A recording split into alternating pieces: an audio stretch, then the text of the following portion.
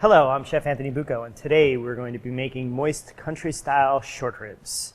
What we're going to do is we're going to braise the rib. So braising is a kind of a dual-part cooking method. The whole purpose of doing this is to ensure, one, that the meat breaks down and becomes fork tender, and two, to ensure the rich flavor maintains itself through the cooking process.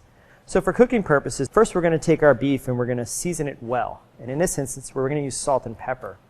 Next, after we sear our beef, we're going to remove it and we're going to sear a mirepoix.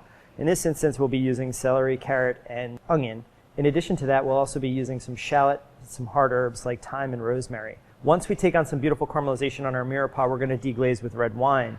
From that point, we'll just top with beef stock, bring up to a gentle boil, and add our beef back in. Once we're at that point, I suggest taking it from on the stove and putting it into the oven, and that'll just ensure that they cook at an even temperature. We're looking at probably top to bottom about 3 hours of cooking, probably about 2.5 between searing and getting our mirepoix ready to go, and about another 2.5 hours in the oven at about 400 degrees.